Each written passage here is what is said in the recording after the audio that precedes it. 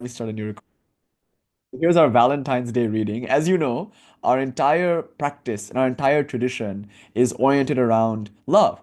And love is the point. It's the sara, the essence. It's the juice of all of this. In fact, even in the path of jnana, it's very difficult to make any real, tangible, meaningful progress if we don't love the truth.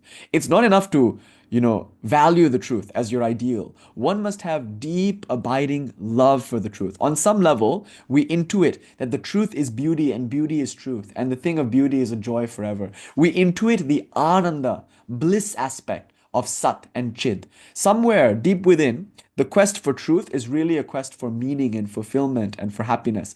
And so there's this motivation there, which I guess you could say is love, an attraction maybe. If you don't want to use the word love, we can say there's an attraction for truth that the jnani must feel. Now, in Raja Yoga, in the path of meditation, there must be deep love, ideally, for the object meditated upon. That's why typically we choose to meditate upon our gurus or upon our ishtas, because if there isn't that love, for this thing being meditated upon, or at the very least, if there is an interest in the object of meditation, it is well nigh impossible to meditate. It's almost impossible to keep the mind fixed on the object of meditation if there's no savoring of that object, no love for that object. So we say we should choose a beautiful object, at the very least, some lotus flower or a rose or the inspiring flash of light. Ideally, though, it's an image that we have a connection to. So, Raja Yoga, Jnana Yoga requires love. And of course, Karma Yoga. What kind of karmi does not work out of love? Love is the engine that powers all service and worship in the field of activity. So, it ultimately comes down to this love. And Jean G shared something really beautiful from Corinthians. Actually, interestingly, before you shared that, Jean, just yesterday at school, I was so excited to see the kids had built this Corinthians Valentine's Day board. And so at the very end there, it says, ultimately, all we have left is faith, hope, and love. And of these, love is the most important. And it goes on to list a bunch of like gifts that one can get from God, the gift of prophecy, the gift of speaking in tongues, etc., etc. And as we learn in Corinthians, these are meaningless if there's not love. One day prophecy will stop. One day tongue, the gift of speaking in tongues, that too will disappear. What will have left is love. So more important than siddhis, more important than these gifts and powers, more important than action or meditation or knowledge is love. So love is really the heart of all things. And this morning we were talking about the bhakta's ideal as opposed to the jnani's ideal. And we learned something interesting. See, the jnani is always preaching advaita, oneness, absolute non-duality. And in absolute non-duality, there can be no relationship. At least no relationship as such. Because who will love whom? Who will be the object of love and who will be the subject of love? How can love flow when there's non-relational oneness? When the all is I and I has all become, whose father he, whose mother he, whose son, like that. You can't really have a relationship in Advaita. And so the Jnani says, my ideal is truth, not love. My ideal is oneness, not the loving relationship between devotee and God. And the Bhakta says, what nonsense? What would be the value of that? I would be reduced to a mere stone. If I become sugar, then all my joy is gone. I would much rather taste sugar. And the only way I can taste sugar is if I remain separate from the sugar. I must exist as the taster of the sugar in order to have the blissful relationship to sugar that I want to have. So then the Bhakta will say, no, ultimately I want a little bit of separation. I can be a part, God can be the whole, but there must be some distinction between me, the jiva, and God, the Paramatman. Only then can there be a relationship. So like this, the two schools fight.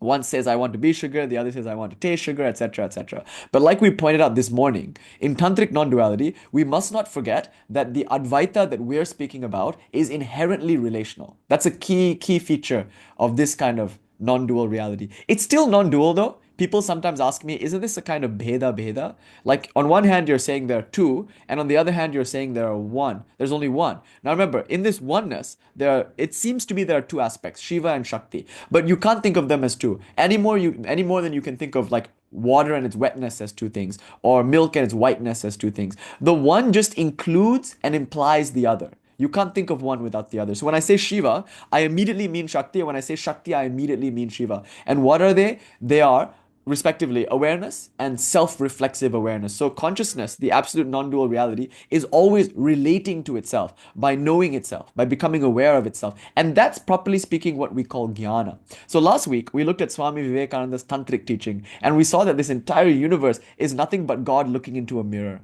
He used that language, Bimba and Pratibimba. This universe is God's mirror in which she contemplates the beauty of her own face. Now, evolution, the progress of a soul from life to life, is really just refining or polishing that mirror. So God looks into, like, say, a protoplasm or some kind of like amoeboid, a single cellular life form or something, and God is confronted by her own reflection, but in a very murky reflecting medium. And then that, dark, limpid water eventually becomes a bit purified, and in the plant, in the animal, she gets a slightly better reflection, and finally in the human, she gets yet a better reflection. But still, it's kind of choppy. There's a lot of rajas there, and she can't quite see her face. But in the perfected human, the water becomes mirror-like. It becomes so still and so pure and so clean that God is finally able to see her own face properly.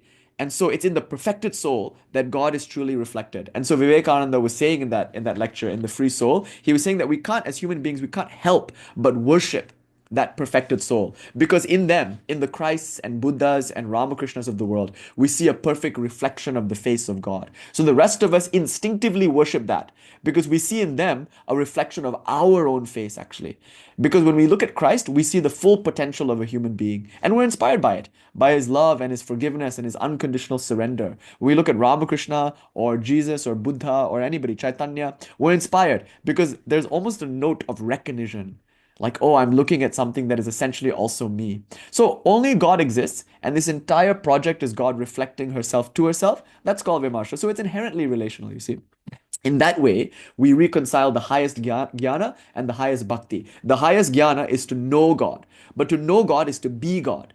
Right? It says in the Mandukya, no, it says in the Mundaka Upanishad, Brahma Veda, Brahmeva Bhavatu, Brahmeva Bhavanti.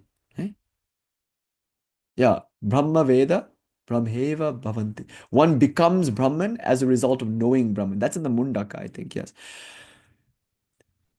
Yes, so that the claim there is that to know Brahman is to be Brahman. It's a deep kind of knowing. It's like a Gnostic knowing, gnosis. And that knowing necessarily implies loving, because to know Brahman is to be Brahman, and to be Brahman is to lovingly reflect oneself to oneself, to be in loving relation with oneself. Brahman is the kind of sugar that can taste itself. So we never have to give in to this dichotomy of sugar, being sugar or tasting sugar. To become sugar is to become the kind of thing that can taste itself. Okay, so that's the first claim. Now, the essay we're going to read tonight, the first thing we're going to read from Swami Vivekananda is really beautiful. It's called "The Highest Knowledge and the Highest Love Are the Same Reality," or something like that. Wait, let me check. It's called "The higher knowledge and the higher love are one to the true lover." There it is. So the argument here is that there's no actual difference between jnana and bhakti. They're both just different ways of describing the same thing. In truth, what the jnani gets at the end of her quest is exactly what the bhakta gets at the end of her quest. And importantly, in bhakti, there can be no separation because the moth cannot resist but plunge into the flame. Its attraction for the flame is so consuming and so fervent that it won't allow a moment's hesitation. Like the moth won't suddenly pause before it enters into the fire and insist upon maintaining some separation in order to enjoy the splendor and beauty of the fire. No, the moth is so drawn to the fire that unthinkingly almost she plunges into the fire and is immolated, becomes one with the fire. Similarly, a lover of God, like a true lover of God, will not even be able to hesitate and pull back when she comes close to God. The love of God will be so overwhelming that she can't help but jump into it. This happened to Chaitanya. He was walking by the bank of an ocean, I think, and he was reminded of Shri Krishna, and he thought the ocean was the Yamuna. And in a moment of ecstatic fervor, he jumped into the ocean and nearly drowned. And in a sense, he's jumping into Krishna and losing himself in the fervor of love. So the self cannot withstand either project. The self is decimated by jnana, and it's absolutely immolated by bhakti. In both cases, the self is gone and only God remains. So whether you go at it through devotional relationalism or whether you try to discern the oneness of all things, in both cases, the result is the same. So I'm going to read to you a little bit from our book, Swami Vivekananda's Bhakti Yoga, and we'll start with this. This is the new chapter. The higher knowledge and the higher love are one to the true lover. It's a profound, profound chapter. And then, if there's a little time, I'd like to read to you the Triangle of Love. This is my favorite lecture, I think. It's perhaps maybe the TLDR of the whole book. Like, what is bhakti? And in Triangle of Love, we learn about real love, true love, what can properly speaking be called love. I talked a little bit about it this morning. The material is here in the Triangle of Love, so we'll read it together now. And of course, it's Valentine's Day, so there's no better day, I think, than to contemplate love and to contemplate true love. So let's start with this. The higher knowledge and the higher love are one to the true lover. Swami Vivekananda. Om Paratatve Sadalino Ramakrishna Samagyaya Yodharma Sthapanarato Veera Shanktam Namamyaham. The Upanishads distinguish between a higher knowledge and a lower knowledge.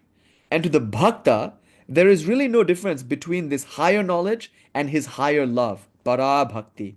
The Mundaka Upanishad says, Dve vidye veritavye etihasma yad brahma vido vadanti para chaiva para cha tatra para rigvedo yajurvedo samavedo tharvavedaha shiksha kalpo vyakaranam niruktam chando jyotisham mitti atapara gaya taraksharam yaya taraksharam adigamyate. Ah, there it is. Para yaya taraksharam adigamyate. So Swamiji translates as follows. The knowers of the Brahman declare that there are two kinds of knowledge worthy to be known, namely the higher, para, and the lower, apara. Of these, the lower knowledge consists of the Rig Veda, Yajur Veda, Sama Veda, and Atharva Veda. The Shiksha, or that is the science dealing with pronunciation and accent. The Kalpa, sacrificial liturgy. Grammar, this is called Vyakaranam. Nirukta, the science dealing with the etymology and the meaning of words. And then the next one, Chando, Chandaha means poetry, prosody, and astronomy. Astronomy, Jyotisha. Jyotisha means astronomy, astrology. And the higher knowledge is that by which the unchangeable is known. The word is aksharam, which means indestructible, unchangeable, the eternal truth. So now Swamiji says the higher knowledge is thus clearly shown to be the knowledge of Brahman. And the Devi Bhagavata gives us the following definition of the higher love.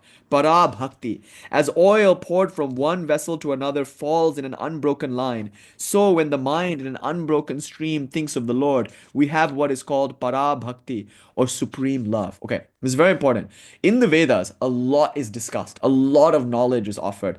Most of that knowledge, though, has to do with liturgy, with grammar, with poetry, otherwise known as kavya or chandaha. It has to do with astronomy or astrology, jyotisha. There's so much that you can learn from the Vedas, but it doesn't actually constitute real or higher knowledge. All of these are still within Maya, as it were, and it doesn't ultimately save us. So there are many verses like in the Svetasvatara Upanishad that say like it won't save you if you know all these things. You have to know the thing worth knowing. And those knowers know one thing.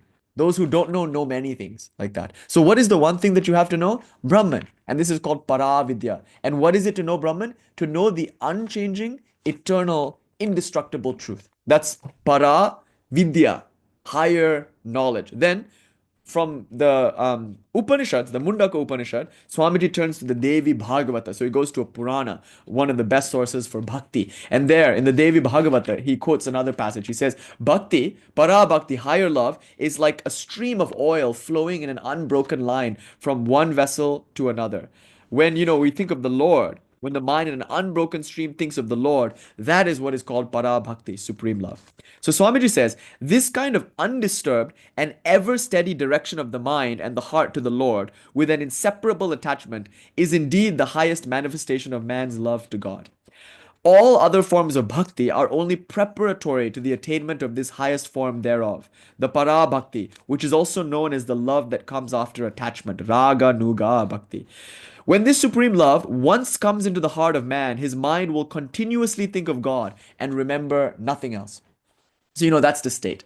Who is a sadhu? One who continuously thinks of God day and night. Sri Ramakrishna would say, I don't know anything but God. He says, I swear to you, I don't know anything but God. And there's that wonderful line that he was fond of. Hanuman apparently said, I don't know anything about the position of the stars or what day of the week it is. All I know is Rama, Rama, Rama. This is called para bhakti, when you know only God, when you think only of God. That's para bhakti. He will give no room in himself to thoughts other than those of God, and his soul will be unconquerably pure and will alone break all the bonds of mind and matter and become serenely free. He alone can worship the Lord in his own heart. To him, forms, symbols, books, and doctrines are all unnecessary and are incapable of proving serviceable in any way. It is not easy to love the Lord thus. Ordinarily, human love is seen to flourish only in places where it is returned. Where love is not returned for love, cold indifference is the natural result. So that's typically what we call love. What we mean by love is really a transaction, a contractual relationship between two or more parties, where if I don't get something from you, I won't love you. In fact, I love you only on the condition that you love me back or give me something in return. So to love the Lord without any desire for return is what is properly speaking bhakti.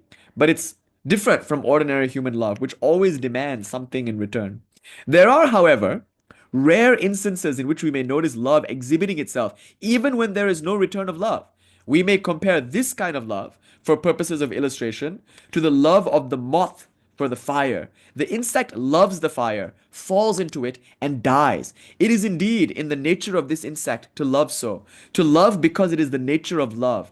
To love is undeniably the highest and the most unselfish manifestation of love that may be seen in the world. So that's worth reading again. To love because it is the nature of love to love is undeniably the highest and most unselfish manifestation of love that may be seen in the world. Such love, working itself out on the plane of spirituality, necessarily leads to the attainment of para bhakti. So it's an interesting, very interesting lecture because it doesn't seem that Swamiji has actually reconciled higher knowledge and higher love. He takes the Mundaka Upanishad definition of Paravidya, he puts it to one side. He takes the Devi Bhagavatam definition of love and puts it to one side, and then just stays with the second. He just continues extemporaneously talking about bhakti and unconditional love like that. So it doesn't seem like he's actually reconciled the two.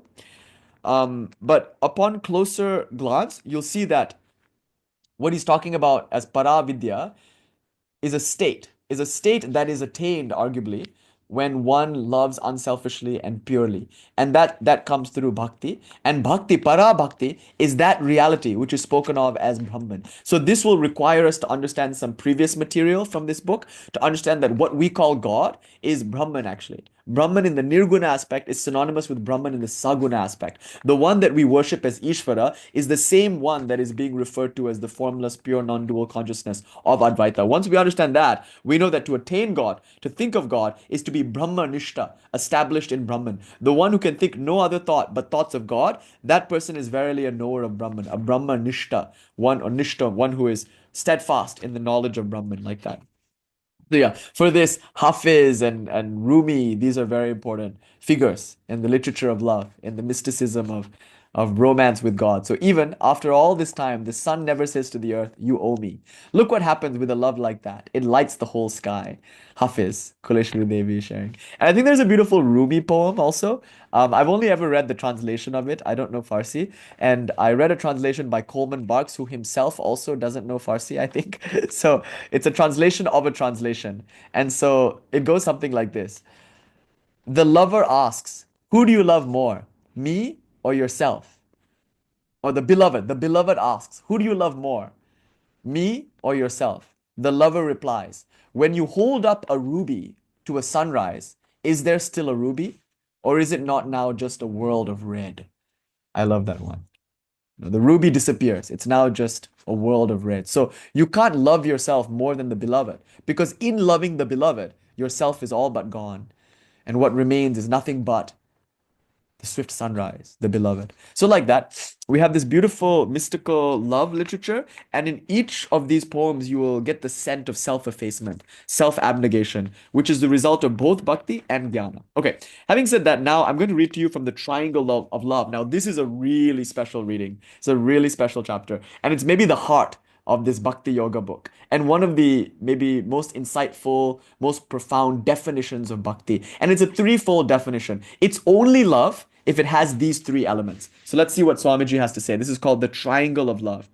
We may represent love as a triangle, each of the angles of which corresponds to one of its inseparable characteristics.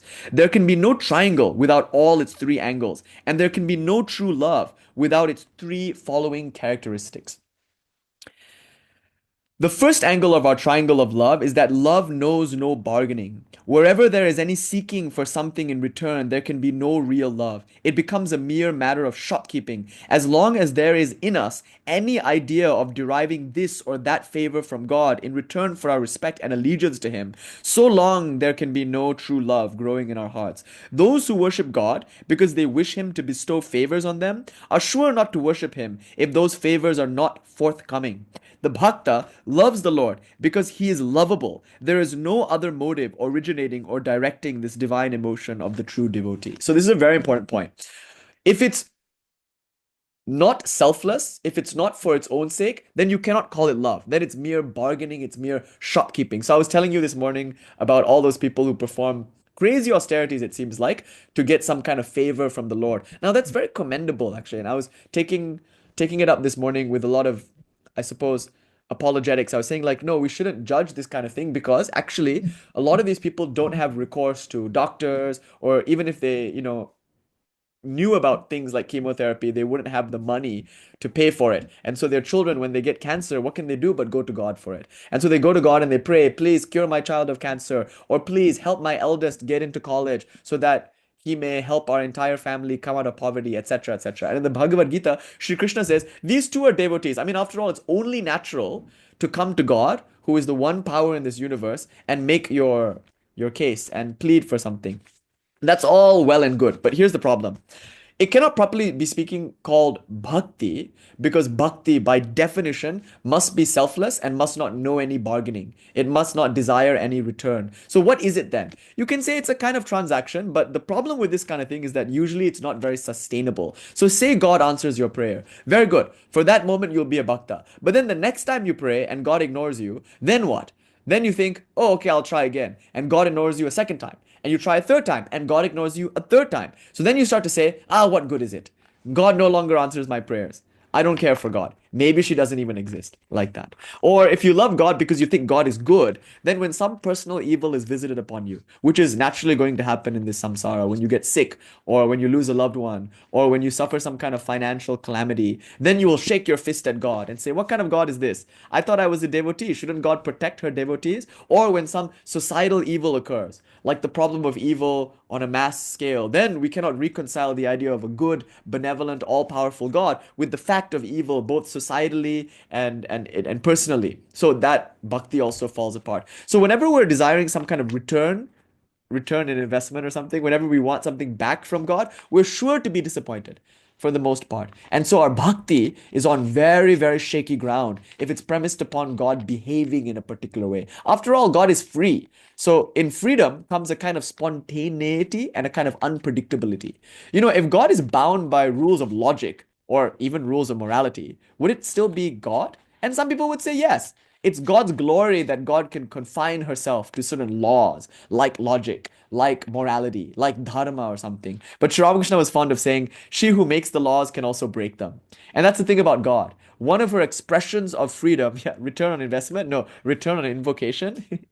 But one of the freedoms of God is that she's not bound by her own laws. She's not bound to karma. She's not bound to logic like that. And with freedom comes, as we argue in Shaivism, spontaneity. And spontaneity is another way of saying unpredictability. You never know what God is going to manifest next. Hence the wild and sometimes erratic dance of Kali, which is, in some sense predictable in the sense of the flow of the cosmos. Like, yes, there is a certain predictability, or at least this might be an inductive fallacy to say, but there is a certain sense of the moon is doing the same thing all the time. It's going through the same cycles. That's there. There's a kind of cyclical nature to the universe. There's time.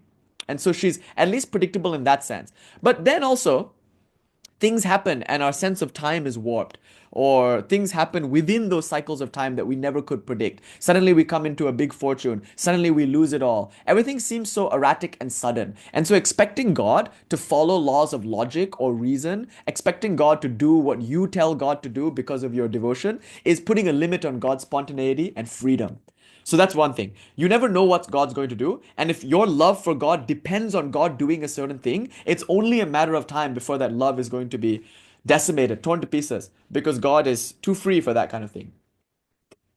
So bhakti doesn't usually survive personal tragedy. Sometimes personal tragedy can deepen bhakti, but if your love was premised upon return of investment or some kind of exchange, then usually the bhakti will also go away. So that's the first thing. For it to be bhakti, properly speaking, for it to be called love, it must know no bargaining. It must know no desire for favor or return from God. And that means even praying for spiritual things is a kind of spiritual selfishness. Saint John of the Cross talked about this. He called it spiritual greed. So if I pray to God for a bhakti, if I pray to God for jnana, if I pray to God for vairagya, these two are demands upon God. I'm hoping that God will bestow her favor upon me and give me some kind of spiritual benefit. But in truth, a real bhakta says, I don't care whether you look at me or not. I don't care whether you help me or destroy me. I don't care whether you help me progress spiritually or like spiritually degenerate me. I love you because it's my nature to love you and it's your nature to be loved. You are so beautiful that you are inherently lovely, and I am so made that I am inherently loving. So, like a moth cannot resist the flame, I, the lover, cannot resist loving you, though it may kill me. That's the attitude of a lover. So that's why the worship of Mother Kali is very special because we are purposefully portraying her as that which cannot be understood by the mind,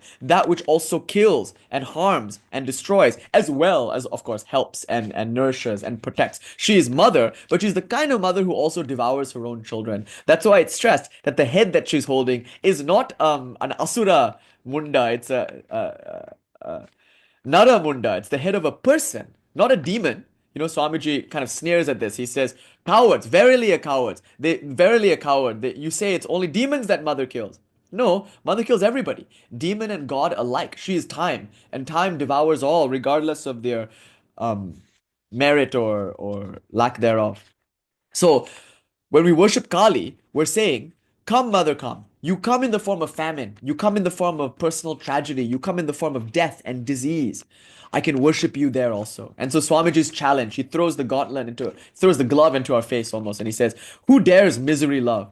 Who dares dance in destruction's dance? Who dares hug the form of death? To him the mother comes. Make your heart like a burning ground and let Shyama dance there. He'll say, shattered be self, shattered be hope and name and fame. Make your heart like a funeral pyre and let Shyama dance there. So that's the attitude of worshipping Kali. There's almost like reckless love that needs nothing back from God. But why? Why does that love arise at all? I mean, if I have nothing to get from God, what's the point in loving God? Well, we just can't help it. She is inherently lovely, and I am inherently loving. So it's the nature of love to love.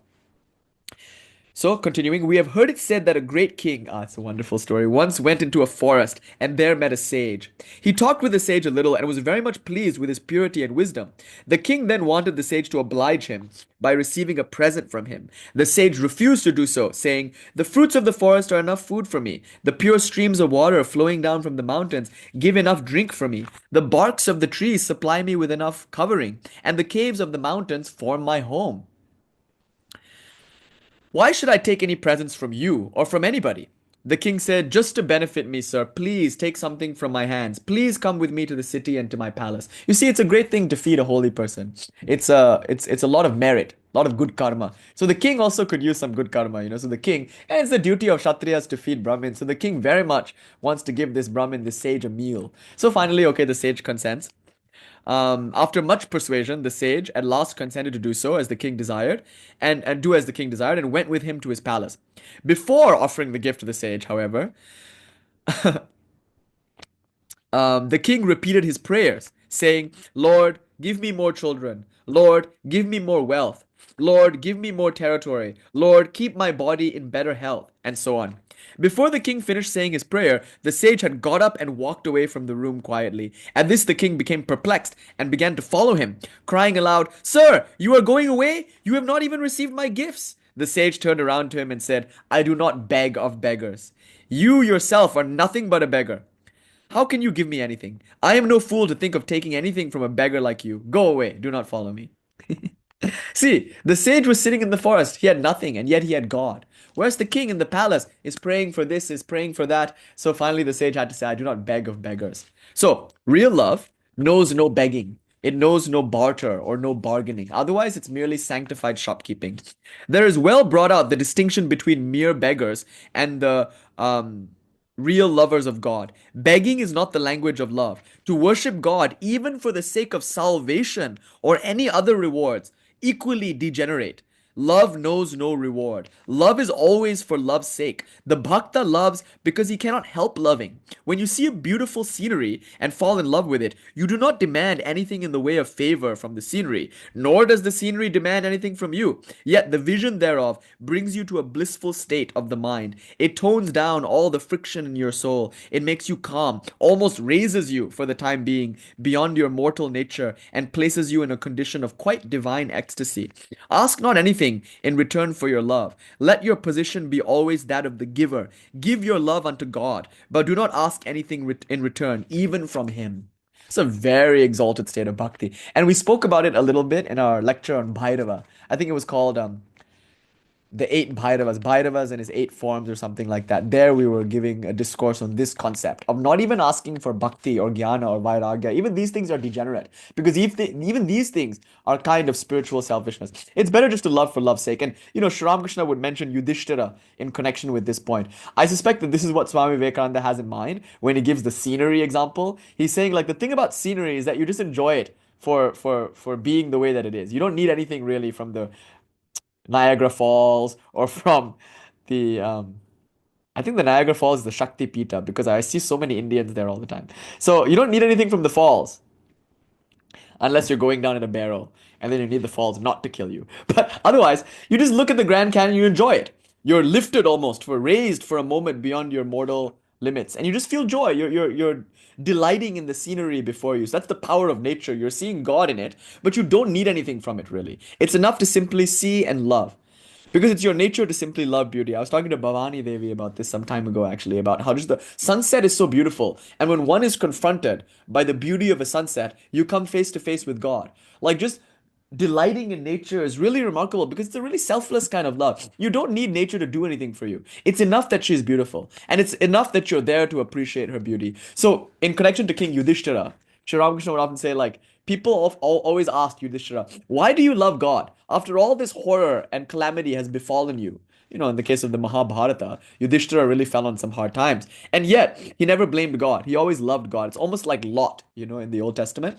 So then, why do you love God after all this bad stuff happened to you? And then Yudhishthira said, look at these Himalayas. I love these mountains. They don't do anything for me. I don't need anything from them, but it's simply their nature to be beautiful, and it's my nature to love them. That's it. That in that exact same way I love God. So I think that's what Swamiji has in mind. Sri Ramakrishna was very fond of that Yudhishthira and the Himalayan mountains example. Okay, next. The second angle of the triangle of love is that love knows no fear. See, fear and desire, these are the two things that define samsara, the cyclical bondage of worldly existence. The first angle was that love knows no desire, no return on investment, no bargaining, no begging. Now, the second angle is that love knows no fear. One is the desire for rewards, the other is fear of consequence. Love is quite free of both of these. Those that love God through fear are the lowest of human beings, quite undeveloped as men. They worship God from fear of punishment. He is a great being to them, with a whip in one hand and a scepter in the other. If they do not obey him, they are afraid they will be whipped. It is a degradation to worship God through fear of punishment. Such worship is, if worship at all, the crudest form of the worship of love. So long as there is any fear in the heart, how can there be love also?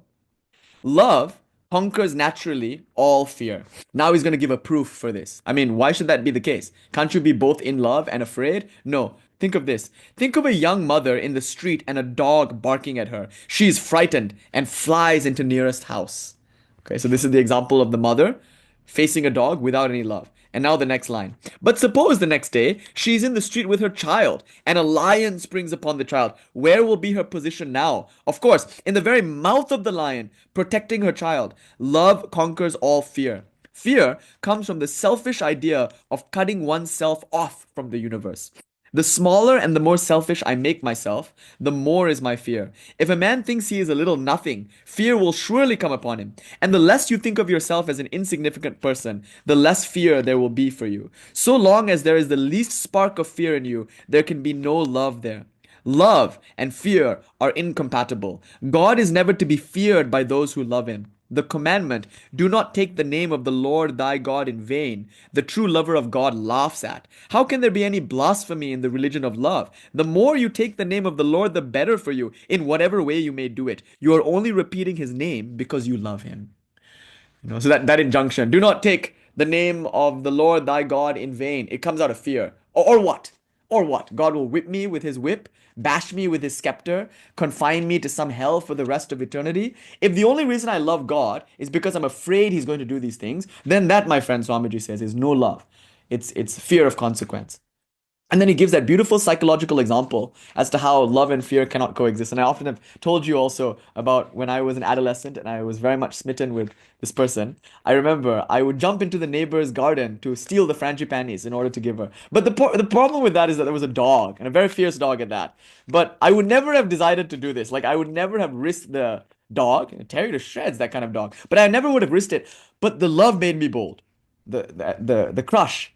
That alone, a love for this person in school was enough to embolden me against the dog. Love for the child is enough to embolden the mother against the lion. So love for God then makes us absolutely fearless. So you know a bhakta because they have nothing to gain and nothing to lose. That is the freedom of love. One moment of this divine madness brings freedom forever, Swami Vivekananda says. So to truly love is to love freely. And another place, Swamiji says, what we call love, what it really is nothing but the morbid attachment from flesh to flesh. It's like sanctified shopkeeping. It's this idea that I must bind you with my love. So if I love you, then there are things you can and cannot do in order to be worthy of my love. If you do what I don't want you to do, you lose my love. And if you do what I do want you to do, then you will gain my love. That's not love. That's like a conditional, sort of contractual obligation relationship. But real love should be freeing. You always know it's love because it brings a feeling of ennoblement and freedom to the soul. But most of what we call love these days brings the opposite. It brings a sense of fear and anxiety and bondage. In that sense, it's not love, it's attachment. So, love, one angle of the triangle of love is that it knows no desire, no bargaining, no begging,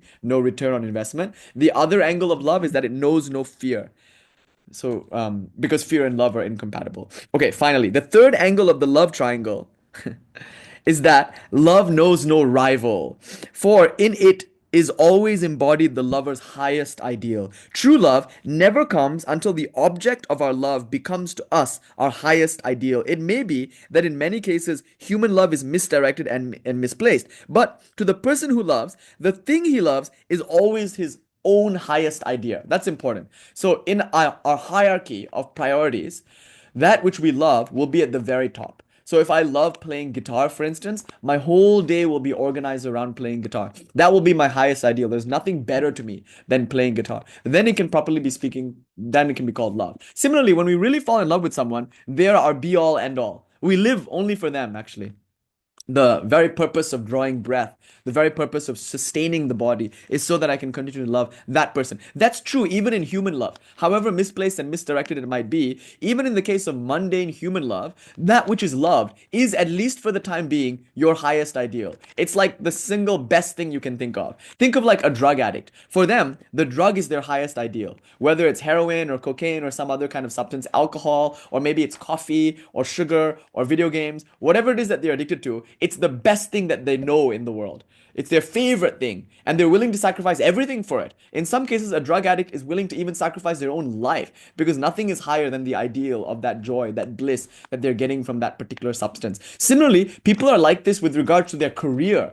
If their career is something that they love, or more likely, if the money that the career brings them is something that they love, there's no end they will not go to in order to make that money, or in the best case, in order to do that career. They'll sacrifice their home life, their family life, and let the nanny raise the children or something. For them, their highest ideal is work. So even in the case of human love, misdirected or misplaced as it might be, you find here also that when you love something, it's your highest ideal. It's number one. And the rest of your life is kind of organized around it. One may see his ideal in the vilest of beings, and another in the highest of beings. Nevertheless, in every case, it is the ideal alone that can be truly and intensely loved. The highest ideal of every man is called God. Ignorant or wise, saint or sinner, man or woman, educated or uneducated, cultivated or uncultivated, to every human being, the highest ideal is God. The synthesis of all the highest ideals of beauty, of sublimity, and of power gives us the completest conception of the loving and lovable God. So here also is a definition of God. God is the beauty in all things beautiful. It's beauty, capital B. God is the auspiciousness in all things auspicious. Sarva Mangala Mangalye, Shive Sarvartha Sadhike, like that. She is that which is auspicious in that which is auspicious. So knowing this, that if you love power, actually God has all the power. If you love beauty, God has all the beauty. If you love love, God is love itself. Knowing that, who can have a higher ideal than God? For God is the essence of all those things most worthy of love. These ideals exist in some shape or other in every mind naturally.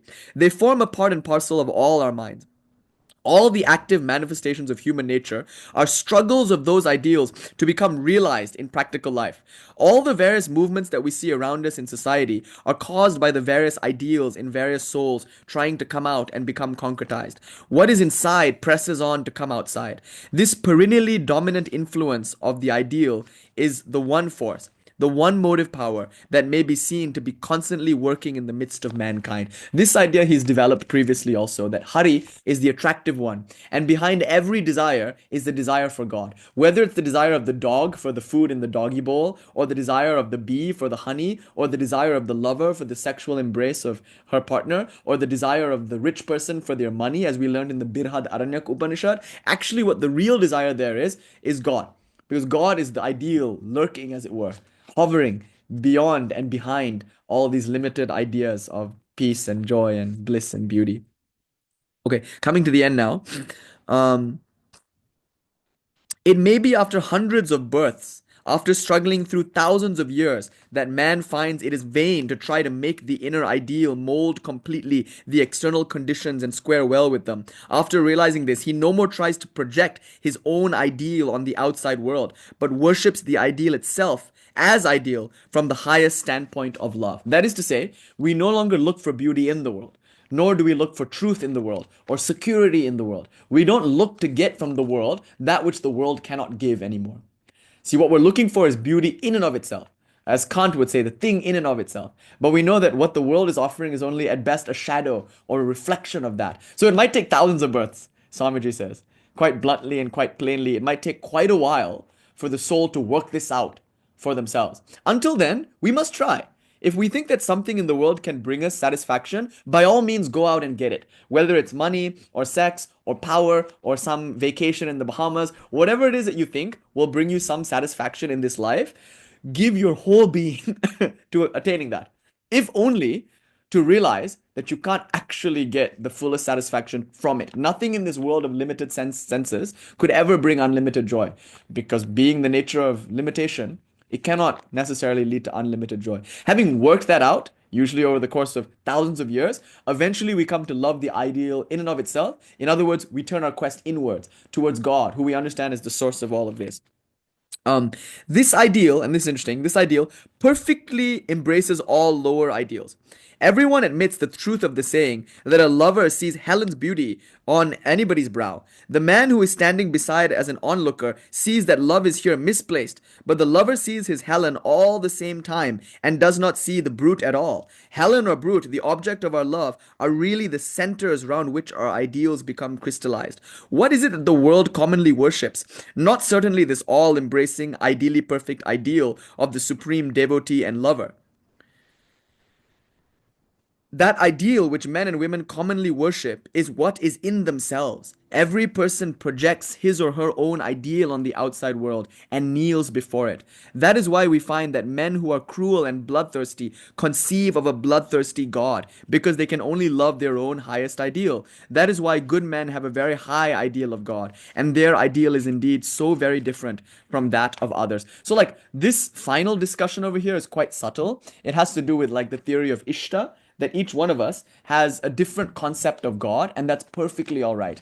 That is to be accepted, because who we are is naturally going to influence what we think God is. And that's okay, because who we are determines what we can love or how we can love. So therefore, we are free, each and every one of us, free to conceive of God along our own lines of inspiration. But yes, if we deny praying for those things, thinking that it will give us some spiritual advantage, doesn't that just as well defeat the point? What do you mean, Kuleshwari? Again, we're not here. The claim is not to pray for these things, but to go out and actively try to get them. So it just seems to me like when you're like coming at it from a vantage point of, oh, I don't even want those things. it seems like you already have bhakti and vairagya. Like it seems like Mm. that is a person who's already attained those things. That in the Yes. meantime, because like sometimes it's like I look at mom and I'm like, man, I want to love you like that, but like being clear and honest with myself, like I have selfish motives. You know what I mean? And Yeah. like it seems I don't know. It's tough because like on one hand you want to uphold yourself to the highest ideal and like admit that. Do you know what I mean? But the other hand is like you want to pray for those things that you can actually sincerely like I feel like what you're praying for is to be able to pray without even asking for those. True. True. Do Yeah. you know what I mean? But it's tough because like it might even be like reaffirming the fact that you don't have those when you pray for them. So Yeah. so it's interesting. It's really Mm. interesting. That's it's like self-defeating, right? It's like I think manifestation 101. It's like when you're praying for them, that itself will prevent you from having them.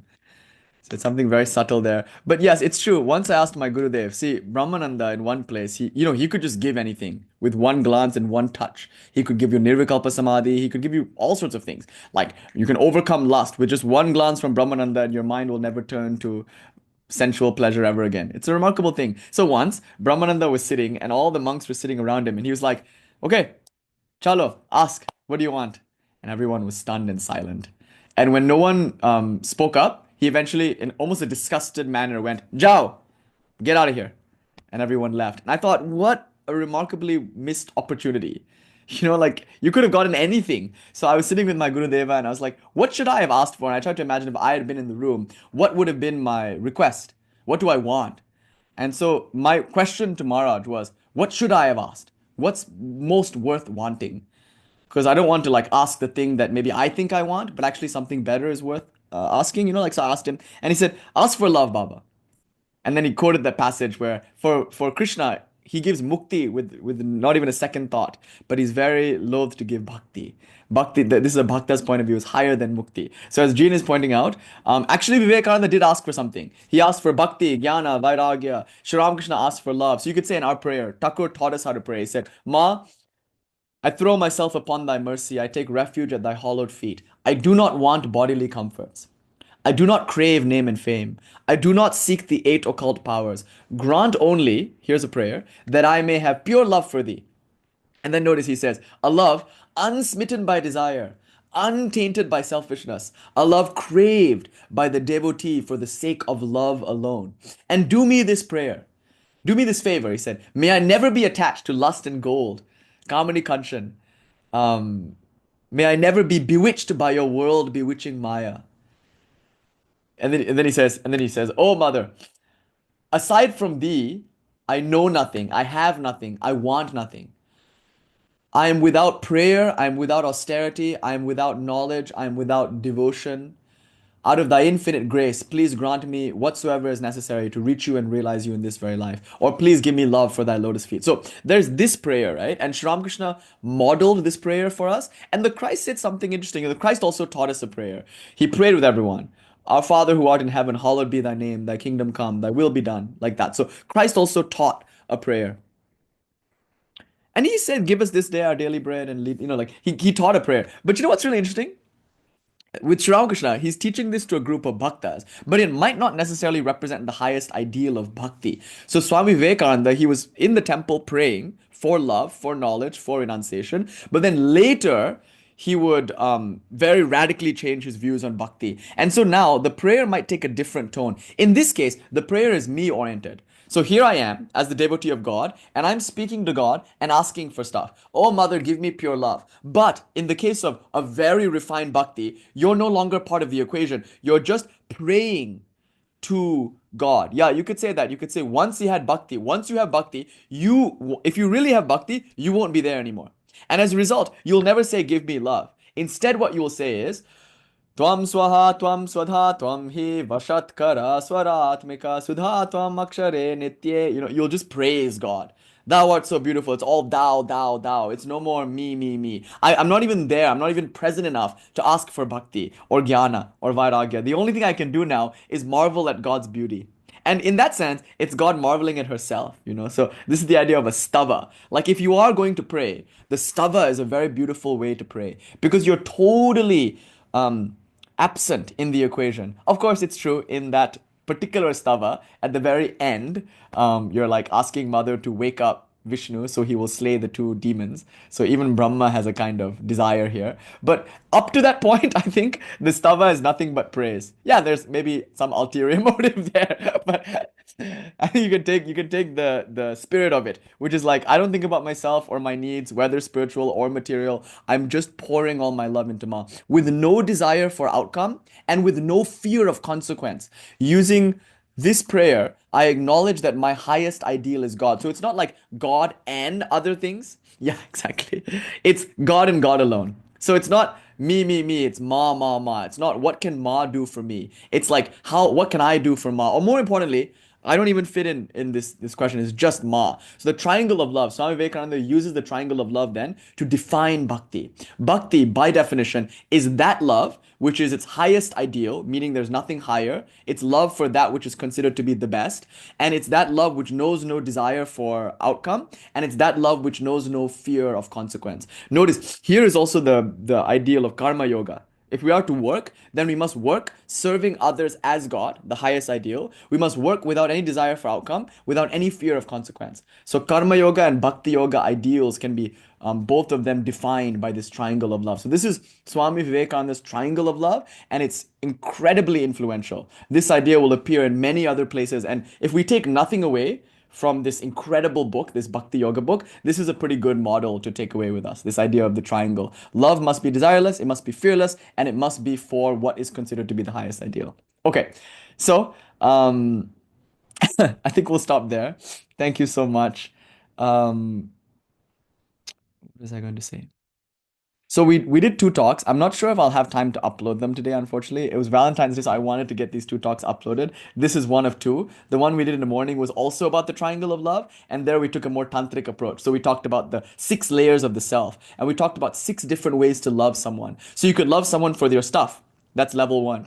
You could love someone for their body, level two. You could love someone for their mind, their personality, level three. You could love someone for your karmic connections and your energetic association, that's level four.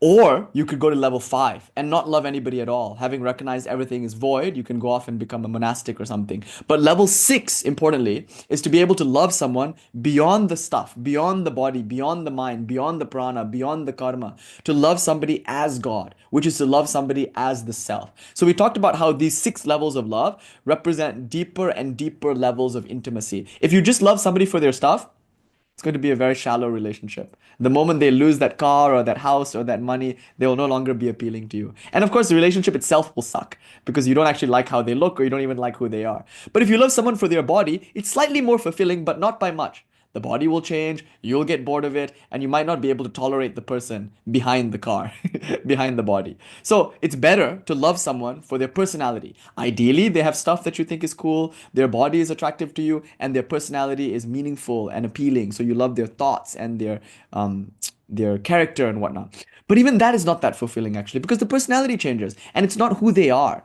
Beyond the personality is prana, and usually this is what keeps couples together. Not attraction for the body, not even fascination for the person, but karmic connection. There is some deep embedded karma in the pranic body, some energetic connection that keeps you together. So that's a deep connection as well. But deeper than that is the void. And we argued that, like, if you can love someone in a void like way, meaning in a spacious way, where you empty yourself of all your preconceptions, that would be a very successful relationship. But the most successful relationship is to relate to others as the self. To recognize that beyond the body and beyond the mind and beyond the prana, there is this essence. And that essence is shared. It's the same thing. Behind that pair of eyes and behind this pair of eyes, only one is there looking, contemplating its own being through so many pairs of eyes. That one is God, and God so loves herself that she manifests this world in order to reflect upon her own beauty. To love someone as that is the most ecstatic way to love. So we talked about that this morning. So today we have two lectures on Valentine's Day, but the gist of it all, I think, is this, that love is the highest ideal. Like whether we're doing jnana or raja yoga or karma yoga, whether we're practicing puja, all of it is so many ways to cultivate love. And now we have a very good definition of love. Love is that state whereby we feel no desire for outcome, we're absolutely fearless, we're not afraid of any consequence, and where our life is single pointed. We know that there's only one thing worth loving and having, and that is God. By whatever definition, God, the formless, God with form, any particular form that we love, that's our highest ideal, and we know that we draw breath for the sake of loving that. So to know that my nature is inherently to love, and her nature is inherently to be loved, that is all we need to know. And the rest of our life is really nothing but that wonderful heated romance between the devotee and God, which are really, as you learned, the uh, two aspects of one and the same reality, Shiva and Shiva's reflective self ability. I am that devotee, Shiva, and she is that which I am devoted to, which ultimately is a reflection of my very own self. Okay, so thank you all so much. I have to take your leave now if you don't mind, because we're hosting a Valentine's Day puja, and Sri Chakra puja can be a little bit involved. So because Lalita, Kameshwari Devi is about to be invoked today. I better scurry off and like get all the articles of puja together. This is not a puja I want to fuck up. See, Kali, I don't mind fucking up. You know why? Because I'm so familiar with her. She's my own mother. Lalita, she's like a guest in my house, so I have to be a little bit more. You know, usually when your own mother comes, it's like whatever. But when the queen comes, and it's the same person, but different bhava. So thank you so much, you guys. I'm so happy that we could share this Valentine's Day evening together. And I can't tell you what you all mean to me. I love you so intensely and so fervently. And my only prayer is that we may all, each and every one of us, lose ourselves more and more to the ecstasy of love. Who do we love more, ourselves or the beloved? How can we ask that? Because when we hold up a ruby to the sunrise, is there a ruby anymore? No, it is only a world of red. Om. Shanti, Shanti, Shanti. Hari Om Tat Sat. Shri Kameshwari Arpanam Astu.